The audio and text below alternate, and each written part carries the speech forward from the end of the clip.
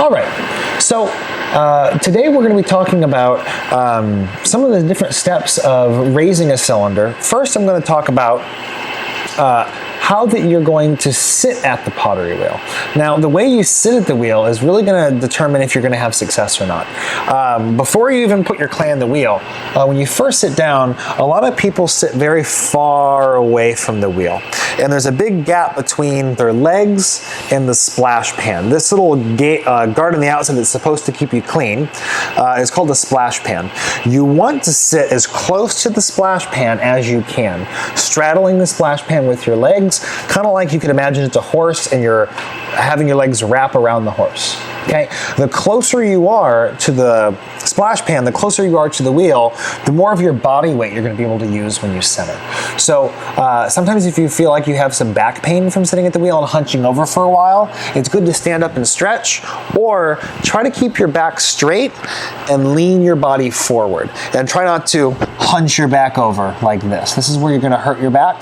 If you keep your lower back straight, still keep your legs close to the wheel, you'll be able to lean forward and back and not hurt your back as much. But the way you sit at the wheel is very important. Being too far away, you're not going to be able to center and the clay is going to push you around. Okay, so I'm going to center this clay here.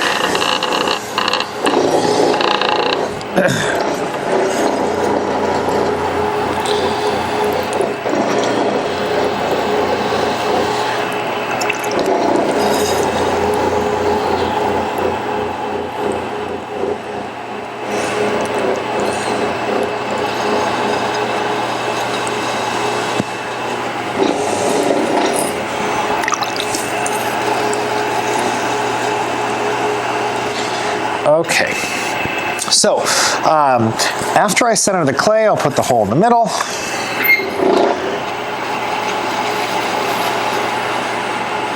And then I open the base.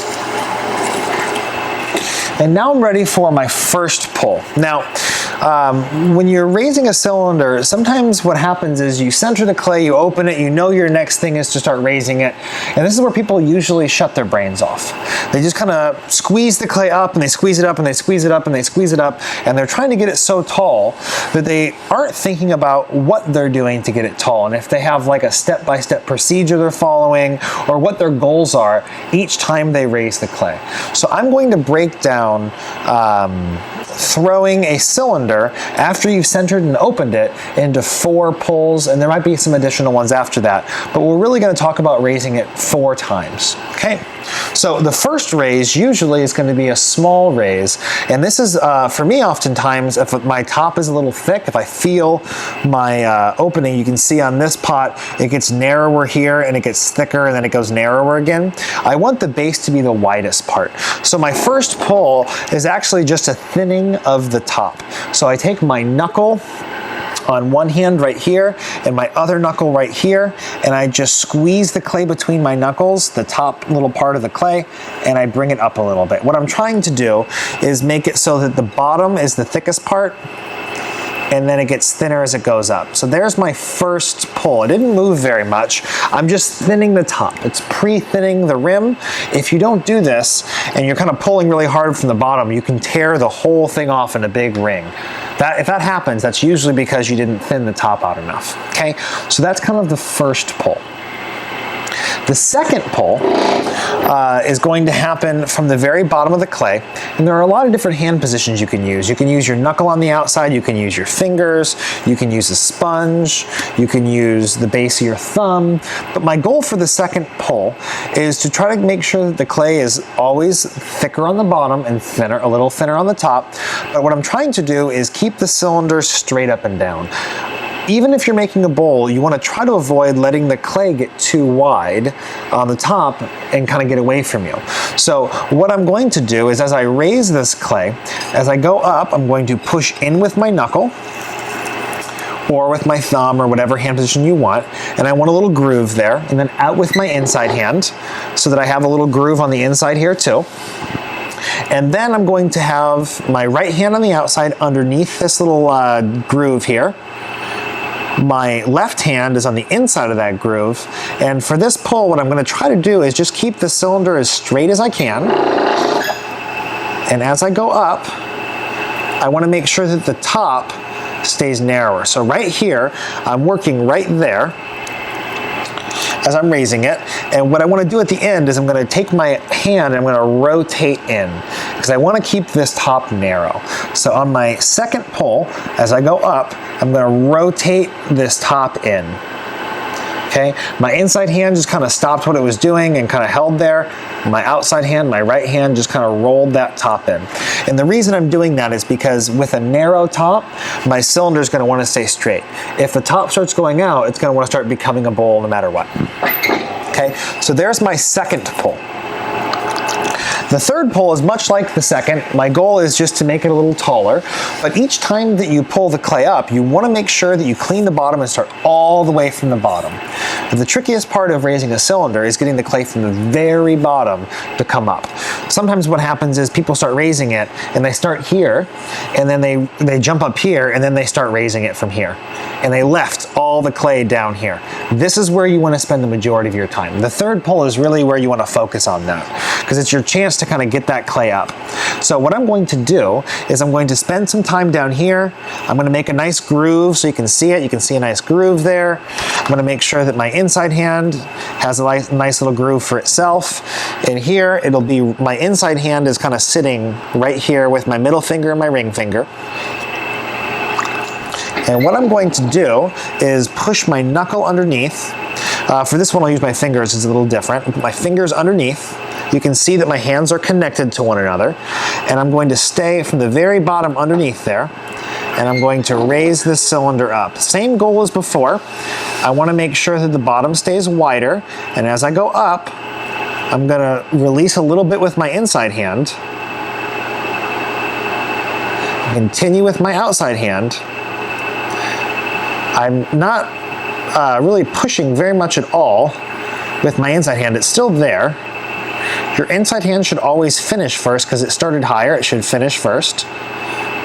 And that is my third pull. You'll know you're pulling well if you have very close together rings going up. You don't want to see this, a big spiral. You want to see a very tight, small spiral. The bottom of my cylinder is still wider than the top of my cylinder. This is very important if you're trying to make any kind of vase. If you're making a bowl, at this point you might want the top to be a little bit wider. But even from here, that's okay. Okay, now I'm going to do the fourth pull. Anything after a fourth pull, any additional ones, you should really pay attention to if it's even getting any taller. What you're going to find is if you don't count the number of times you raise the clay, you're going to raise it like 15 or 20 times, and probably those last 10 didn't really do anything. You just put a lot of water into the clay. You're gonna raise it like this and then nothing happens, and then you're gonna do it again and then nothing happens, and maybe you'll do it one more time and it actually gets wider and almost a little shorter. Okay, so when you're raising it, you can kind of do like a test. How big is it? Okay, is it maybe the length of my hand? Okay, it's about up to where my thumb is. If I can get it in this pull to be kind of at my thumb's level, then it went up a little bit. Some kind of gauge. You could use a ruler if you want to, but we want to make sure that when we're raising it, that it's actually going up. So for the fourth pull, think of this like your last chance. Okay, so I'll use my knuckle for this one, or I'll use my thumb, I guess. And I'm going to push out with my inside hand, push in with my thumb. I have that little ridge. Each hand position is the same principle. My inside hand is above my outside hand. The clay is wet and slick. I'm going to push in with my thumb. And the cylinder is going to remain in that same shape. I want it to be wider on the base, narrower on the top. I let go with my inside hand first, and then my outside hand. And my gauge was kind of my hand with my thumb. And it's about the height, so it is taller. So that's my fourth pull. I could make this taller with a fifth or sixth pull of the clay, but then it will be very difficult to shape it any wider than that. So at this point, you need to realize that after your fourth pull, that's probably about as tall as you're going to be able to make it when you're first starting. So it's really good while the clay is still fresh, you haven't put too much water on it, it hasn't sat for too long, to think about shaping the pot. If you continue to raise it over and over and over again, eventually the clay is going to fatigue and it's going to twist or it's going to tear. So any additional pulls after your fourth pull, you want to be extra sensitive and not push very hard. This would be an additional pull.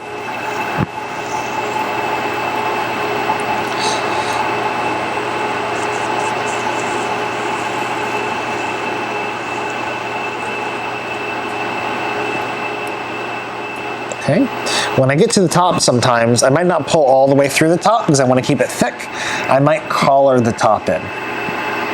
Okay, so that was my fifth pull. Now it's even taller. Now I'm going to do a sixth pull. I'm going to keep pulling this until it twists or it collapses. So you can see, sometimes the more you pull it, eventually you're going to get to the point where the clay can't take it anymore.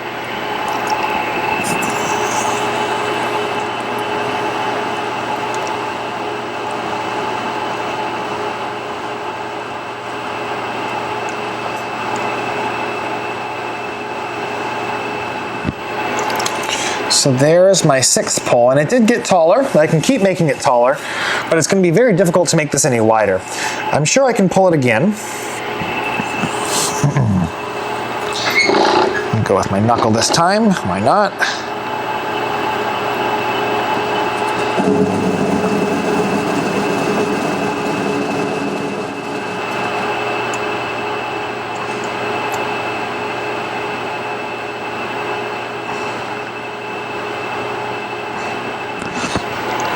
I'm not sure if you can see it in the video, but it's starting to twist or ripple right here. That means the clay is getting too thin and is getting fatigued. I'm going to pull it again.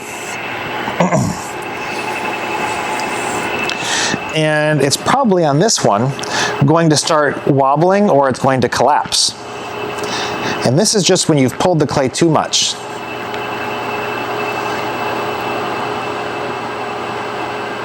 And there you go.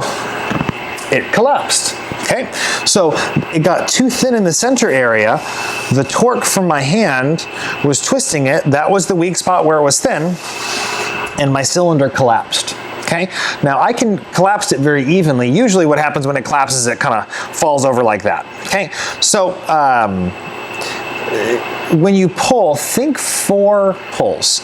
Any more than that when you're first starting is probably too much. Okay, so this got very, very thin. I don't know if you can see, but it's not very thick.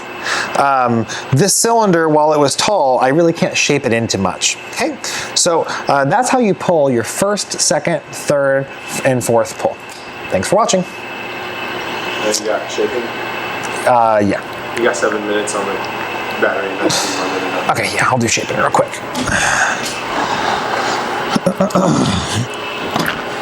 Okay. There's a rock in that too. Yeah. All right.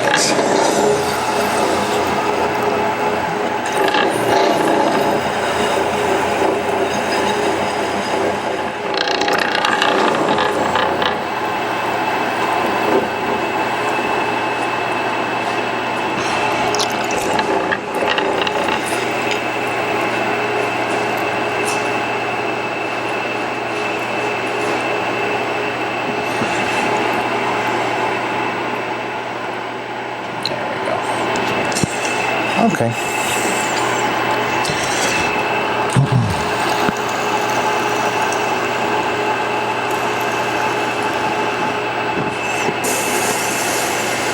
All right, so in this video, we're going to talk about how to shape a pot. So I've got a cylinder here. It's about, I don't know, 7 inches tall. And I'm going to show you how to turn this into kind of just a round, generic kind of pot shape. we're going to talk about how to shape primarily using this metal rib. We can use our fingers only, we can use a sponge only. I find the metal rib is kind of a tool that can keep the outside really smooth. It gives you a nice round shape, and to me it's kind of like the intermediary step between just using your hands. Sometimes making a pot only using your hands is a little more difficult. It has a different look to it and kind of feel, but initially having some kind of outside edge that can smooth and compress the clay does make shaping a little easier to get uniform shapes. So once you have your cylinder, we want to make sure that the bottom is a little wider than the top. I use my metal rib, and one way to shape is to remove some of the water from the outside, because I'll be using the rib on the outside. And what this does is it lightens the cylinder. It takes all the water off that kind of makes it wobbly and floppy. And then I can use my hand with the water on the inside so it doesn't drag or skip as I stretch the pot out from the inside. So I've got my hand on the inside and I've got my rib on the outside. I'm also going to show you how to use your rib on the inside and your hand on the outside. We're going to do both, okay? But when I'm shaping, sometimes what's nice is to separate your pot into a few different layers or areas that you're going to work with. I know that I want to make kind of a round pot shape. The bottom doesn't need to come out too wide. So I'm going to make sure I don't really push very much anywhere from that line. So I made a line for myself as kind of a guide. That line will go away and I can put it back, but it's just a nice way to understand what I'm trying to do. With the top of my pot, I'm going to make another line. I'm going to make a line right here, and that's going to be where my rim is. I'm going to save that clay at the top above there, and it could be at any height, for my rim, which means in between there, this is where shaping is going to happen, where I'm going to push it out, push it in, and give it a general shape. So I don't really make these lines for myself every time, but when I first learned, this was really useful, so I knew what my goal was. Sometimes when you're shaping, you just kind of push it out and it gets really wide and becomes a bowl or it collapses, okay?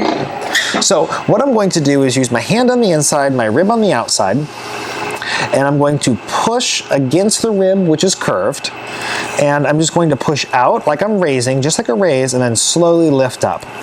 And what you can see is the rib keeps a nice curve to the pot, and I went from that line all the way up to the top line. And I gave it just a nice little kind of generic shape. Okay, a little bit wider. I'm going to use the rib on the inside now. When I use the rib on the inside, I actually hold my fingers or a sponge on the top, and I use this curve of the rib, that short curve, and I push out. I hold my hand up at the rim so that the rim won't get any wider as I push in, and I'm going to push out and go down. I can go down if I want, or I could go up if I want.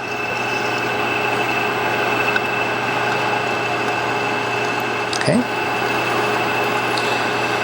So there, I just very gently pushed out, pushing very, very lightly to make a shape for my pot. Now, the last thing I could do if I wanted to shape is I could make the neck. I left that little bit of clay here for the neck. I can squeeze and lift up, a little raise. If I want to, I can widen that and flare that out. I could take my wood knife, cut away this excess.